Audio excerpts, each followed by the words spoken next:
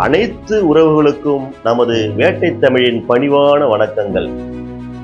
இன்றைய நமது சிந்தனை துளிகள் நிகழ்வில் நாம் காண இருப்பது சினிமா கலாச்சாரத்தில் சிக்கிய தமிழ்நாடு. தமிழனாய் தலைநிமிர்ந்து மனிதனாக வாழ்வோம் என்று ஒரு கேள்வியோடு இந்த உரையை ஆரம்பிக்கலாம். நம்முடைய பிள்ளைகள் இன்று யாரை பார்த்து வாழ கற்றுக்கொள்கிறார்கள்? பெற்றோர்களை பார்த்தா, ஆசிரியர்களை பார்த்தா, அல்லது திரையில் வரும் கதாநாயகர்களை பார்த்தா? சினிமா என்பது ஒரு கலை, சினிமா என்பது ஒரு பொழுதுபோக்கு, சினிமா என்பது மிகப்பெரிய படைப்புலகம். அதை நாம் குறை சொல்லவில்லை. ஆனால் சினிமாவை ரசிப்பது வேறு, சினிமாவையே வாழ்க்கையாக மாற்றிக்கொள்வது வேறு. இந்த இரண்டுக்கும் நடுவில் இருக்கும் அந்த மெல்லிய கோடுதான் இன்று பல இளைஞர்களின் வாழ்க்கையை அழித்து கொண்டிருக்கிறது. ஒரு சிறிய சம்பவத்தை நினைத்து பாருங்கள். ஒரு மாணவனை அவனுடைய பெற்றோர் கஷ்டப்பட்டு படிக்க வைக்கிறார்கள். அவனுக்கு ஒரு கனவு இருக்கிறது. ஆனால் அந்த கனவை விட பெரியதாக அவனுக்குள் இன்னொரு ஆசை உருவாகிறது. நான் ஒரு ஹீரோ மாதிரி வாழ வேண்டும். அதற்காக முடியை மாற்றுகிறான், அதற்காக உடையை மாற்றுகிறான், அதற்காக நடக்கும் முறையை மாற்றுகிறான். அது மட்டும் பிரச்சனை இல்லை. ஒரு கட்டத்தில் திரையில் காட்டப்படும் சண்டை நிஜ வாழ்க்கையிலும் சரி என்று நினைக்கிறான். திரையில் காட்டப்படும் காதல் நிஜ வாழ்க்கையின் விதி என்று நினைக்கிறான். திரையில் காட்டப்படும் பணம், ஆடம்பரம், அதிகாரம் எல்லாம் வாழ்க்கையின் வெற்றியின் அளவுகோல் என்று நினைக்கிறான். அங்கேதான் பிரச்சனை தொடங்குகிறது. இன்று நம்முடைய சமூகத்தில் ஒரு வேதனையான மாற்றத்தை பார்க்கிறோம்.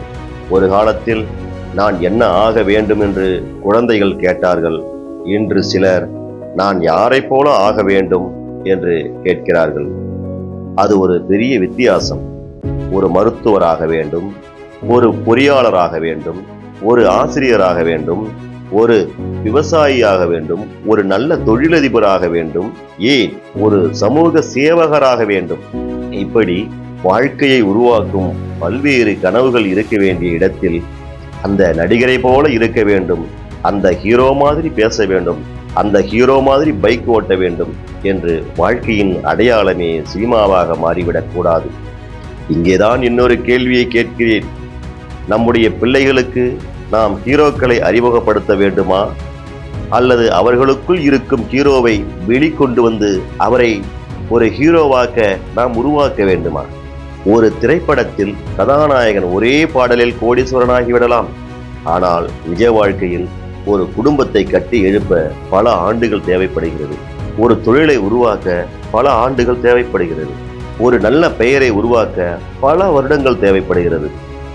ஒரு மனிதனாக உருவாக தனது வாழ்நாளே தேவைப்படுகிறது. திரைப்படம் 2 மணி நேரம், ஆனால் வாழ்க்கை அப்படி அல்ல. அதுதான் இளைஞர்கள் புரிந்து கொள்ள வேண்டிய மிக முக்கியமான உண்மை. இன்னொரு விஷயம், சினிமா மட்டும் இளைஞர்களை சீரழிக்கிறது என்று சொல்லிவிட்டு நாம் தப்பித்துக் கொள்ள முடியாது. பெற்றோர்களாகிய நம்முடைய பொறுப்பும் அங்கே இருக்கிறது. ஏன், பள்ளிகளின் பொறுப்பும் இருக்கிறது, சமூகத்தின் பொறுப்பும் இருக்கிறது, ஊடகங்களின் பொறுப்பும் இருக்கிறது. ஒரு குழந்தை நாள் முழுவதும் என்ன பார்க்கிறது? அவன் யாருடைய வார்த்தைகளை அதிகமாக கேட்கிறான்? அவனுடைய முன்மாதிரி யார்? அவனுடைய நண்பர்கள் யார்? அவனுடைய வாழ்க்கைக்கு ஒரு நோக்கம் இருக்கிறதா? இந்த கேள்விகளை நாம் கேட்காமல் இந்த பிள்ளை ஏன் இப்படி ஆகிவிட்டான் என்று மட்டும் கேட்பதில் அர்த்தமில்லை. அதே நேரத்தில் சினிமாவை முழுவதுமாக எதிரியாக பார்க்கவும் கூடாது. சினிமா ஒரு நல்ல விஷயங்களையும் சொல்ல முடியும். சினிமா ஒரு விவசாயியின் வலியையும் சொல்ல முடியும், தொழிலாளியின் கண்ணீரையும் சொல்ல முடியும், பெண்ணின் போராட்டத்தையும் சொல்ல முடியும், சமூக அநீதியையும் கேள்வி கேட்க முடியும், மனிதநேயத்தை கற்றுக் கொடுக்கவும் முடியும்.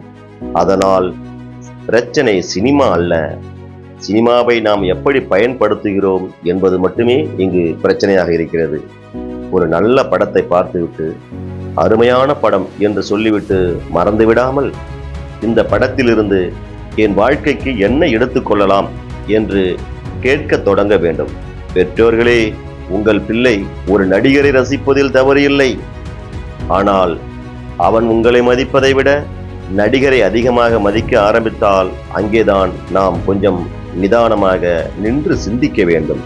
அவனுக்கு நடிகர்களின் பெயர்கள் தெரிகின்றன, ஆனால் அவனுடைய குடும்ப வரலாறு தெரியவில்லை. நடிகர்களின் பிறந்த நாள் தெரிகிறது, ஆனால் தன்னுடைய பெற்றோர்களின் பிறந்த நாள் தெரிவதில்லை.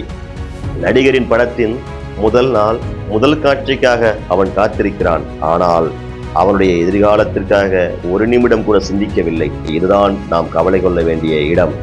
இளைஞர்களே, உங்களுக்கு ஒரு வேண்டுகோள். நடிகர்களை ரசிக்கலாம், படங்களை பார்க்கலாம், பாடல்களை கேட்கலாம், ஆனால் உங்கள் வாழ்க்கையின் ரிமோட் கண்ட்ரோலை வேறு யாருடைய கையிலும் கொடுத்து விடாதீர்கள். உங்கள் வாழ்க்கையின் கதாநாயகன் நீங்கள்தான். உங்கள் வெற்றிக்கு ரசிகர் மன்றம் தேவையில்லை. உங்கள் பெற்றோரின் கண்களில் தெரியும் பெருமை போதும். உங்கள் உழைப்பால் கிடைக்கும் ஒரு சிறிய வெற்றி போதும். சமூகத்திற்கு நீங்கள் செய்யும் ஒரு நல்ல காரியம் போதும். ஒரு மனிதனின் வாழ்க்கையை மாற்றும் ஒரு வார்த்தை பேச முடிந்தால் அதுவே மிகப்பெரிய ஹீரோயிசம். இன்று தமிழ்நாடு எதை உருவாக்க வேண்டும்? வெறும் ரசிகர்களையா? இல்லை, சிந்திக்கும் இளைஞர்களை, கேள்வி கேட்கும் இளைஞர்களை, உழைக்கும் இளைஞர்களை, பெற்றோர்களை மதிக்கும் இளைஞர்களை, பெண்களை மதிக்கும் இளைஞர்களை, சமூகத்தின் வலியை உணரும் இளைஞர்களை, தன்னுடைய வாழ்க்கையை மட்டுமல்ல தன்னை சுற்றியுள்ள மனிதர்களின் வாழ்க்கையை உயர்த்த நினைக்கும் இளைஞர்களை. அப்படிப்பட்ட இளைஞர்கள்தான் ஒரு மாநிலத்தின் எதிர்காலம். ஒரு திரைப்படம் முடிந்ததும் திரை இறங்கிவிடும், ஆனால் நம்முடைய வாழ்க்கை என்ற திரைப்படத்திற்கு த எண்ட் என்று போட முடியாது. ஒவ்வொரு நாளும் நாம் எழுதுகிறோம், ஒவ்வொரு முடிவும் நம்முடைய கதையை மாற்றுகிறது. அதனால் சினிமாவை பாருங்கள், ரசிக்க வேண்டியதை ரசியுங்கள், கற்றுக்கொள்ள வேண்டியதை கற்றுக்கொள்ளுங்கள். ஆனால் சினிமா உங்கள் வாழ்க்கையை நடத்த விடாதீர்கள். உங்கள் அறிவு, உங்கள் உழைப்பு, உங்கள் மனிதநேயம் இவைகளேதான் உங்கள் வாழ்க்கையை நடத்தட்டும். ஒரு நடிகனை பார்த்து அவன் மாதிரி நான் ஆக வேண்டும் என்று சொல்வதற்கு முன் ஒருமுறை உங்கள் பெற்றோரின் முகத்தை பாருங்கள்.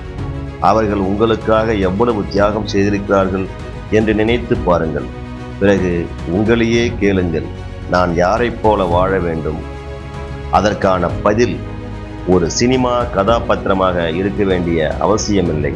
நேற்று இருந்த என்னை விட இன்று ஒரு நல்ல மனிதனாக இருக்க வேண்டும். அதுதான் உண்மையான வெற்றி, அதுதான் உண்மையான ஹீரோயிசம். சினிமா திரையில் இருக்கட்டும், மனிதநேயம் நம்முடைய வாழ்க்கையில் இருக்கட்டும். மனிதனாக வாழ்வோம், மற்றவரையும் மனிதனாக வாழ விடுவோம். வேட்டை தமிழ் மீடியா. அனைவருக்கும் நன்றி.